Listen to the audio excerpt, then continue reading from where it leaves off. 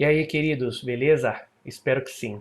Nesse vídeo, nós falaremos da Revolução Cubana e da crise dos mísseis.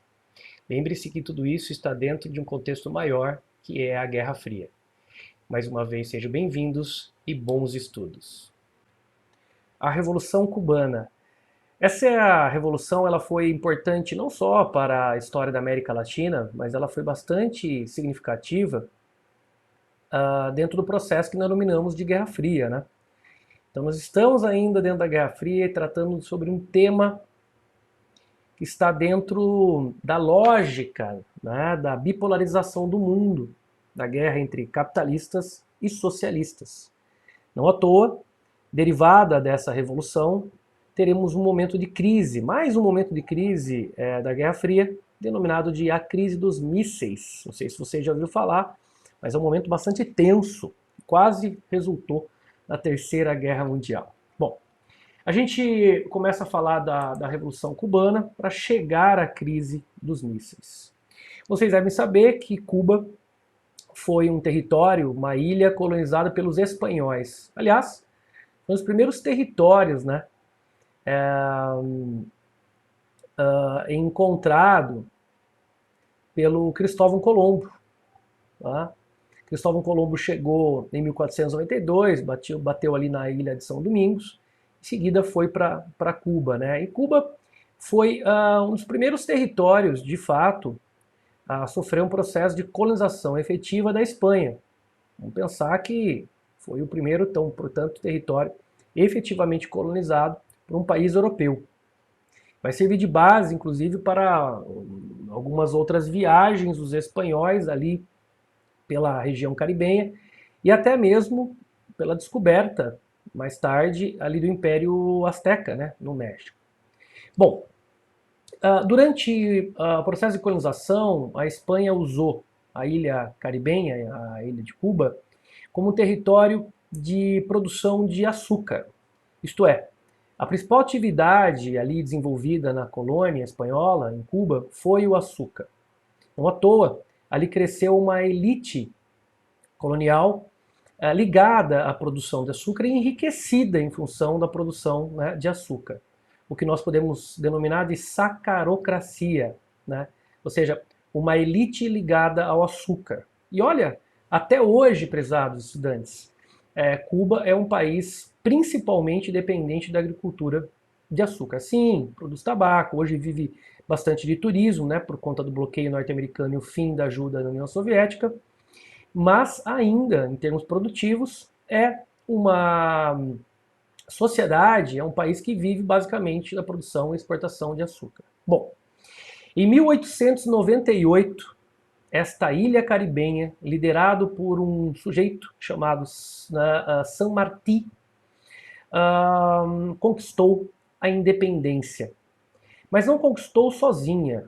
A independência de Cuba teve a ajuda e o apoio dos Estados Unidos da América. Bom, por que os Estados Unidos da América apoiaram a independência cubana?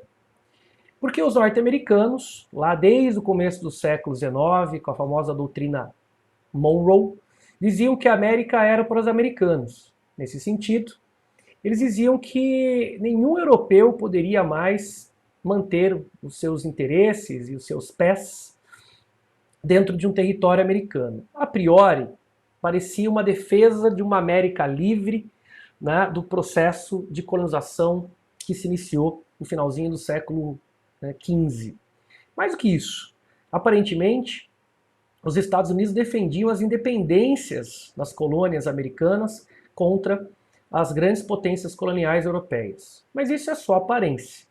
Porque no final do século XIX e no século XX, essa ideia, inicialmente, né, para toda a América, passou a ser uma ideia usada para o imperialismo norte-americano. De América para os americanos, passou, né, a vigorar a ideia de América para os norte-americanos. Isto é, expulsamos os europeus e depois a América passa a ser, né, de maneira geral, né, América Central, América Caribenha, enfim, América do Sul, passa a ser, então, uma região dominada pelos interesses econômicos e políticos dos Estados Unidos.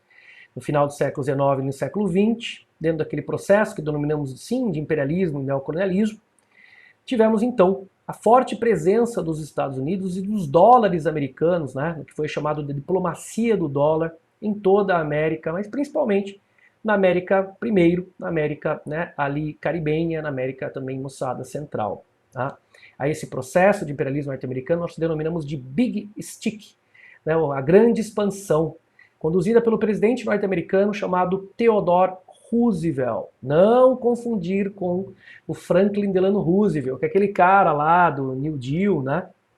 E também da Segunda Guerra Mundial. Não, Theodore Roosevelt foi o cara que liderou os Estados Unidos no processo de expansão externa, né? Então, além ali da América do Norte, depois da expansão para o oeste, né? Do faroeste, que acontece ali no começo do século XIX, que vai resultar, inclusive, naquela guerra civil entre Norte e Sul, né? Na Guerra de Secessão. Então, depois disso, os norte-americanos, depois daquela expansão ali para o oeste, deslocam, então, os seus interesses e suas ambições para a região, então, ali da América Central e Caribe e, posteriormente, vem para a América do Sul, vocês sabem muito bem disso. Bom, então, dentro dessa política imperialista de América para os norte-americanos, foi que os Estados Unidos ajudaram, então, Cuba a conquistar sua independência numa guerra, inclusive, contra a Espanha, né? Numa guerra contra a Espanha com uma participação absolutamente intensa da Marinha norte-americana. Vejam que a data de 1898 é uma data bastante marcante, né? Uma vez que a ilha caribenha, Cuba, foi a última colônia a conquistar a independência na América. Vejam bem. Bom, você sabe que tudo tem um preço, né? Ajudando a ilha caribenha a conquistar a sua independência, os Estados Unidos vão cobrar uma espécie de retribuição por essa ajuda. Nada sai de graça, né, pessoal? E essa retribuição ficou conhecida como a Emenda Platt. Uma das coisas mais bizarras, né, no campo jurídico internacional. O que consiste a Emenda Platt? Consiste num artigo, portanto, né, um elemento constitucional, um artigo constitucional, criado pelos Estados Unidos e acoplado, ou seja, imposto, introduzido à Constituição cubana. Aí você fala, bom, professor, o que é isso, não? A Constituição de um país não é sinônimo da sua soberania, da sua independência, pelo menos, né, na teoria? Exatamente. Quando Cuba começa a escrever essa Constituição, os Estados Unidos exigem, né, como forma de retribuição, eles são bonzinhos, né, que um artigo dos Estados Unidos fosse acoplado à própria Constituição cubana. Esse artigo, de maneira resumida, garantia os interesses políticos e econômicos norte-americanos em Cuba.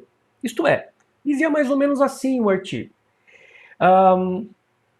Nenhum cubano e nenhum governo cubano poderia atrapalhar os interesses econômicos e políticos, especialmente econômicos, dos Estados Unidos em Cuba, sob ameaça, né, de Cuba ser invadida pelos Estados Unidos. Ou seja, se Cuba prejudicasse os interesses econômicos norte-americanos, isso estava na Constituição cubana, é um artigo norte-americano, os norte-americanos teriam o direito de invadir Cuba. Vejam o tamanho do absurdo, hein?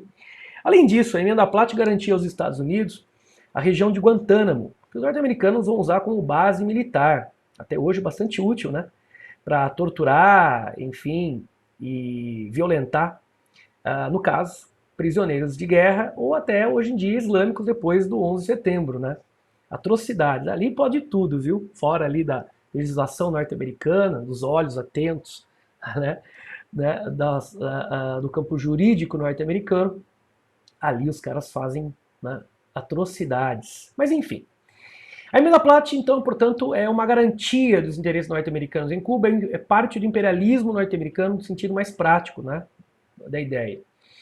A partir de então, nós teremos, sim, eleições em Cuba, uma república, né, cubana, eleições para a presidência, os presidentes, todos eles eram financiados por empresas norte-americanas, por dinheiro norte-americano, e quando assumiam o poder, retribuíam, né, ajudando as empresas norte-americanas e os empresários a ganharem dinheiro em Cuba. Praticamente todos os setores, moçada, econômicos de Cuba estavam, de uma forma ou de outra, sob domínio dos Estados Unidos, empresários norte-americanos, empresas norte-americanas, né? Desde a produção agrícola, grande parte da produção de açúcar, como também comércio, como também indústria, como também serviços, né, estavam nas mãos de empresários norte-americanos. Isto é, Cuba passou a ser uma espécie de colônia dos Estados Unidos, né? Uma neocolônia, uma vez que o processo que gerou isso foi o neocolonialismo, o imperialismo dos Estados Unidos, né? Então Cuba passa a viver em função dos interesses dos Estados Unidos e empresários norte-americanos. Ou seja, Cuba passa a ser uma espécie de parque de diversões empresários norte-americanos, né? Ali também vai crescer a máfia dos Estados Unidos, vai ganhar muito dinheiro, né, em Cuba, porque Cuba tudo era permitido, né? Os presidentes eram marionetes dos interesses dos Estados Unidos, e ali, então, portanto, muitos ganharam dinheiro, inclusive o próprio governo dos Estados Unidos. Né?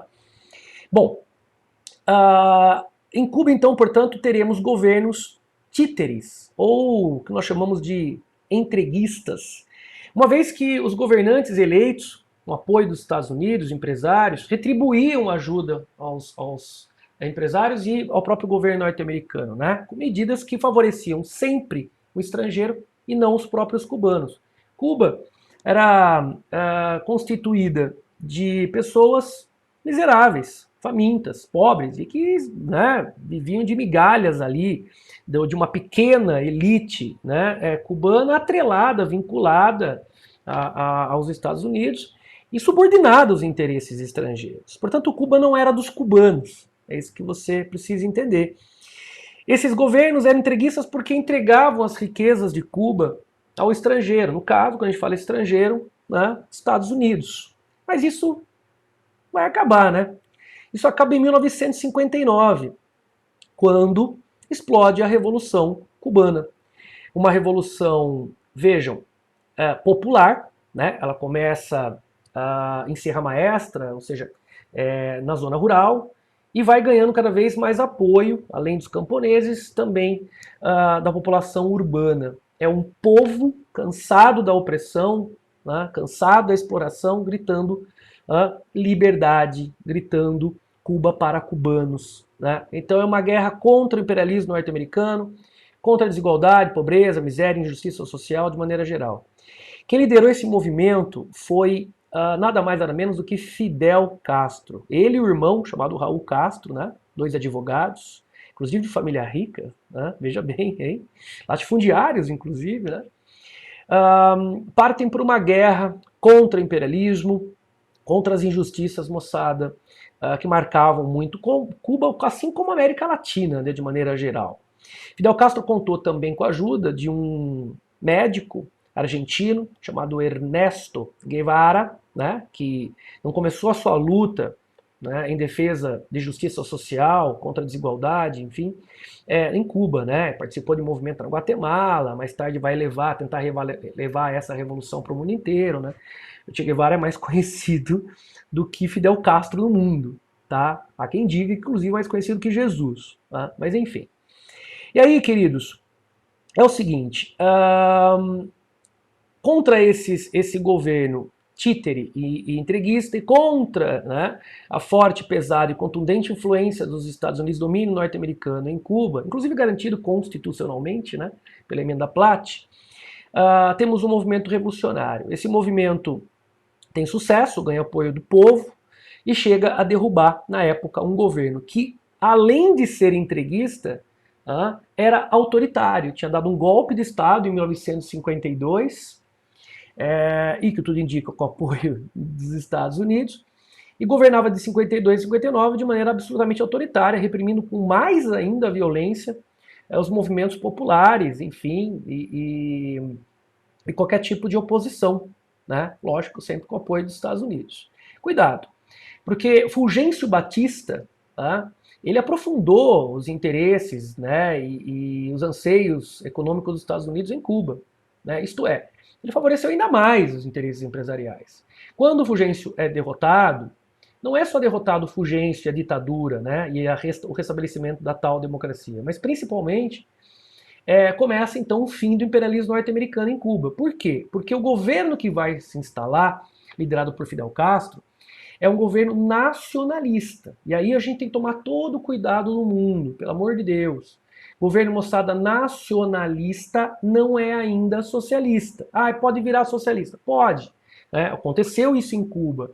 E isso é interessante, porque os norte-americanos, depois dessa experiência traumática, vão começar a enxergar nacionalismos na América Latina como uma espécie de etapa para se alcançar o socialismo. Então os caras vão começar a ficar com medo. Opa, nacionalista demais, né? Popular demais, pode virar socialista, né? Isso acontece em vários países da América Latina, inclusive o Brasil em 64, só para lembrar, tá? Bom, por que eu estou aqui, moçada, destacando isso? Porque eu preciso que vocês tomem um cuidado. No primeiro momento, em 1959, a Revolução não se declara socialista, e sim nacionalista e anti-imperialista. E aí que eu gostaria que vocês tomassem bastante, moçada, atenção. Por quê? Porque a gente costuma lembrar e dizer que a Revolução Cubana é uma revolução socialista. De fato foi, mas não começa assim. O Fidel Castro vai tomar algumas medidas no sentido de transformar Cuba num país para cubanos, defendendo as classes trabalhadoras, o povo oprimido, né? E nesse sentido, ele vai nacionalizar algumas empresas, claro, empresas estratégicas, vocês sabem que as empresas eram norte-americanas, em sua maioria. Vai estatizar outras empresas, e aí você sabe muito bem que eram também empresas privadas norte-americanas, e isso vai irritar os Estados Unidos e os empresários norte-americanos.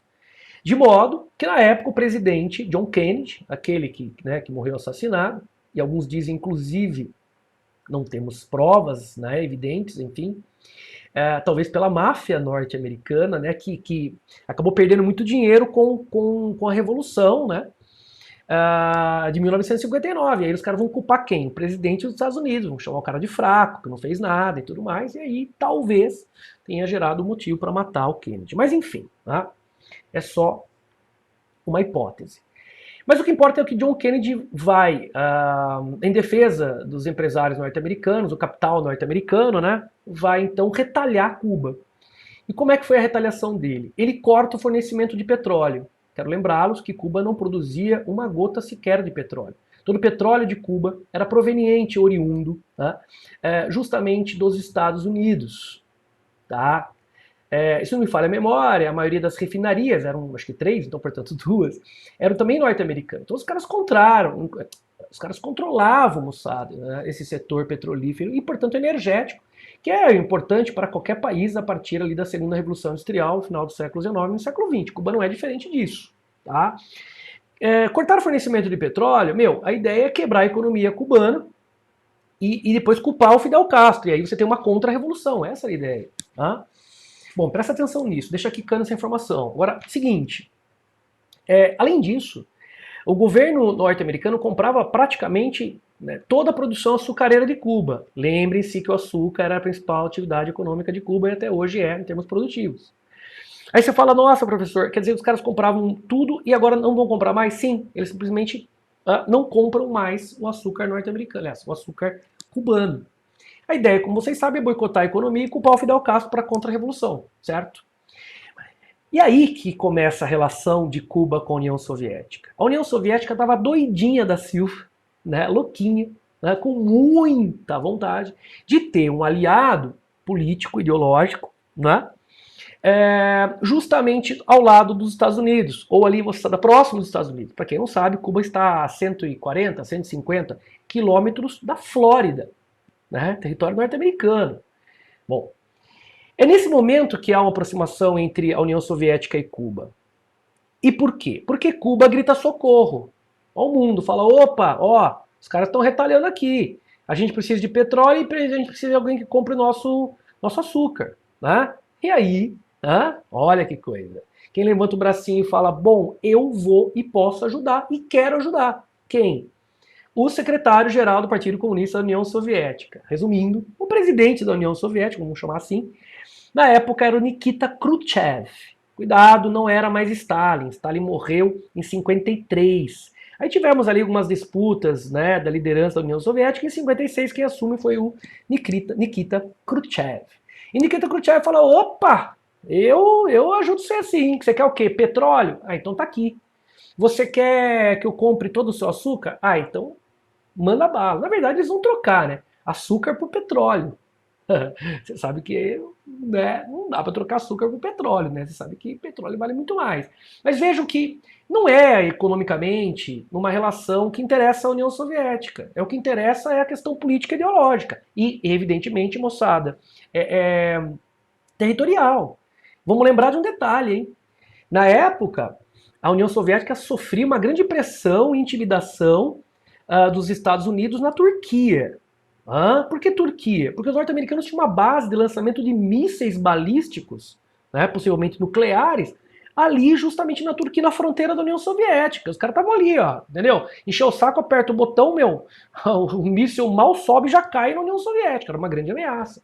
E o Nikita Khrushchev olhou e falou assim, nossa, talvez Cuba seja uma Turquia, né, uma Turquia soviética, né, meu, do lado dos Estados Unidos, e eu faço a mesma ameaça. Se eles têm uma base de lançamento de mísseis aqui, eu vou ter uma base de lançamento de mísseis justamente em Cuba. Então segura essa informação que eu vou voltar. E é isso que vai acontecer, né? A União Soviética vai começar, né, a construir uma base de lançamento de mísseis e vai começar, moçada, a colocar mísseis em Cuba para ameaçar os Estados Unidos. Mas segura aí. O que importa pra gente é que quem joga Cuba no colo da União Soviética são os norte-americanos. Por quê? Porque se eles não cortassem o fornecimento de petróleo e também o lance do açúcar, os cubanos talvez não acenassem para a União Soviética. Isso é muito importante, né? Aí você fala, lógico que é, professor, importante, né? Porque quem jogou foram os norte-americanos. Pô, o que, que uma ilha caribenha poderia causar de prejuízo econômico para os Estados Unidos? Não, a gente não pode perder de jeito nenhum. Os caras estão, né, tomando nossas empresas. Pô, larga a mão, deixa. Não, não, a gente não vai deixar isso acontecer. E no final das contas, os caras jogaram Cuba no colo da União Soviética. A União Soviética só agradece. Agora vamos lá. A partir do momento, então, né, que Cuba se alinha e se alia à União Soviética, aí sim, né, para garantir apoio militar e econômico da União Soviética, então Cuba diz que a partir de então a revolução é uma revolução de caráter socialista. Ou seja, em 1961, inclusive depois de uma tentativa, né, frustrada de derrubar o governo cubano, chamado episódio da Baía dos Porcos, enfim, de imigrados cubanos, o Fidel Castro fala, chega. Então o que ele faz? Ele abraça o Khrushchev e diz, a Revolução Cubana é uma revolução socialista, né? Declara que Cuba é um Estado marxista-leninista, né? Modelo lá no Estado soviético. Isso é muito importante, né? E por quê? Porque nós estamos falando de uma Guerra Fria, de uma lógica, moçada, de Guerra Fria, e a Revolução Cubana entra nesse sentido. Cuidado, porque eu disse a vocês que de 59 até 60, até o comecinho de 61, Cuba não havia declarado o caráter socialista da Revolução. E o vestibular pode pegar você aí. Tá? A partir de 61, sim, há uma declaração mostrando o caráter socialista da Revolução. Cuidado, a Revolução é socialista desde o começo? Não. Beleza? Bom, então onde eu quero chegar com vocês? Eu quero chegar aqui com vocês na crise dos mísseis. Esse é o nosso objetivo, que é uma crise, né, um momento de tensão da Guerra Fria.